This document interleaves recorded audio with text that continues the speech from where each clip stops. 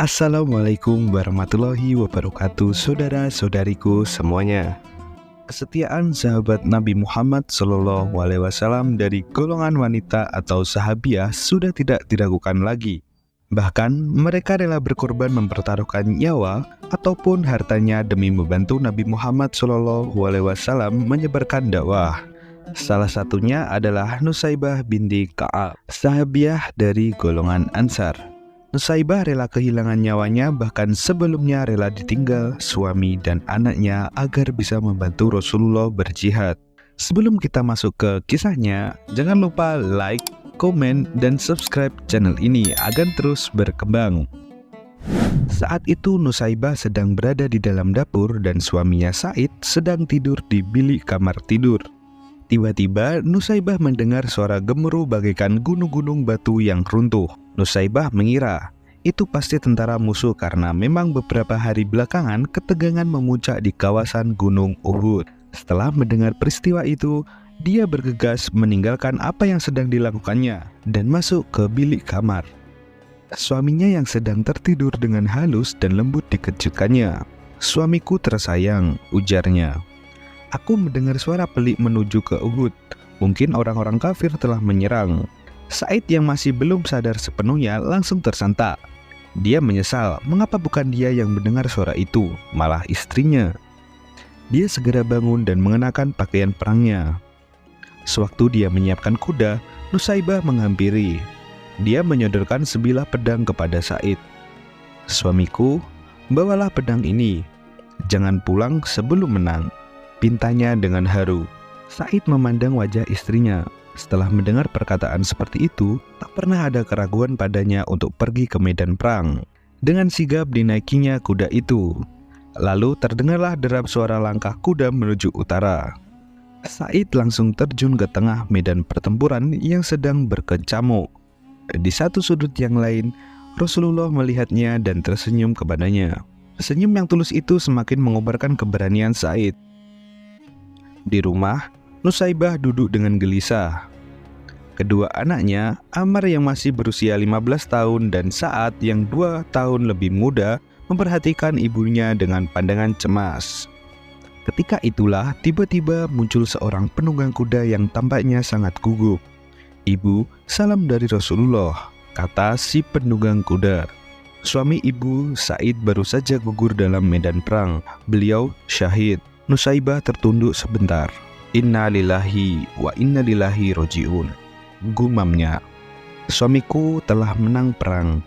Terima kasih ya Allah."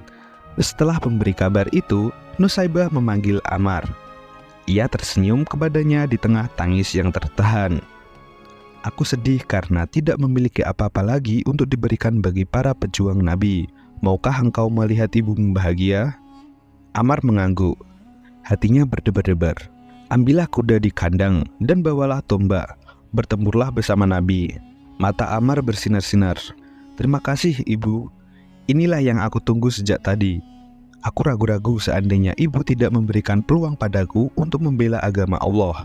Putra Nusaybah yang berbadan kurus itu pun terus meredapkan kudanya mengikuti jejak sang ayah. Tidak terlihat ketakutan sedikit pun dalam wajahnya. Di hadapan Rasulullah, ia mengenalkan diri. "Ya Rasulullah, aku Ammar bin Said. Aku datang untuk menggantikan ayahku yang telah gugur." Rasulullah dengan terharu memeluk anak muda itu. "Engkau adalah pemuda Islam yang sejati, Ammar.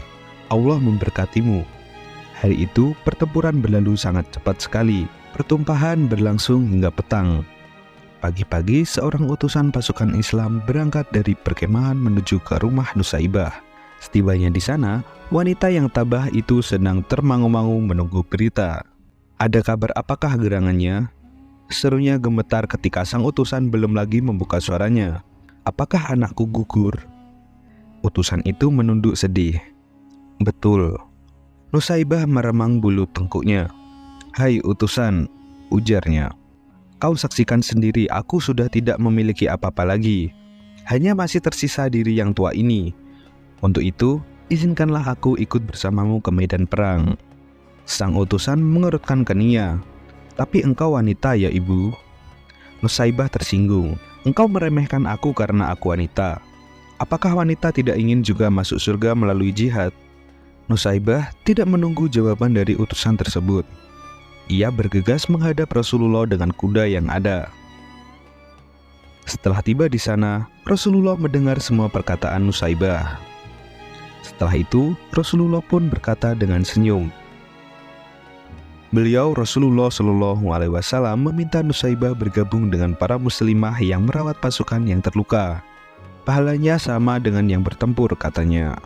Mendengar penjelasan Nabi demikian, Nusaibah pun segera menenteng obat-obatan dan berangkatlah ke tengah pasukan yang sedang bertempur. Dirawatnya mereka yang luka-luka dengan cermat. Pada saat itu, ketika ia sedang menunduk memberi minum seorang prajurit muda yang luka-luka, tiba-tiba terpecik darah di rambutnya. Ia memandang kepala seorang tentara Islam tergolek terbabat senjata orang kafir. Disinilah timbul keamarahan Nusaibah menyaksikan kekejaman ini. Apalagi ketika dilihatnya Nabi terdesak karena serangan musuh, Nusaibah tidak dapat menahan diri lagi. Ia bangkit dengan gagah berani dan diambilnya pedang prajurit yang tewas itu. Dia menaiki kudanya, lalu bagaikan singa betina ia mengamuk. Musuh banyak yang terbirit-birit karena menghindarinya. Hingga pada suatu waktu seorang musuh mengendap dari belakang dan melukainya. Ia tercatat menderita tak kurang 12 luka demi menjadi perisai Nabi Muhammad SAW. Selain perang Uhud yang menjadi saksi kehebatannya, beberapa jihad seperti Hudaybiyah, perang Khaybar, perang Hunain, dan perang Yamamah tak pernah absen diikuti Nusaibah. Dalam beberapa pertempuran itu, Nusaibah tak hanya membantu mengurus logistik dan merawat orang-orang yang terluka, tapi juga memanggul senjata menyambut serangan musuh. Setelah Rasulullah SAW wafat, sebagian kaum muslimin kembali murtad dan enggan berzakat. Khalifah Abu Bakar As-Siddiq segera membantu pasukan untuk memerangi mereka. Abu Bakar mengirim surat kepada Musailamah Al-Kadzab dan menunjuk Habib putra Nusaibah sebagai utusannya. Namun, Musailamah menyiksa Habib dengan memotong anggota tubuhnya satu persatu sampai syahid. Meninggalnya Habib meninggalkan luka yang dalam di hati Nusaibah. Pada perang Yamamah, Nusaibah dan putranya Abdullah ikut memerangi Musailamah hingga tewas di tangan mereka berdua. Beberapa tahun setelah peperangan Yamamah, Nusaibah pun meninggal dunia.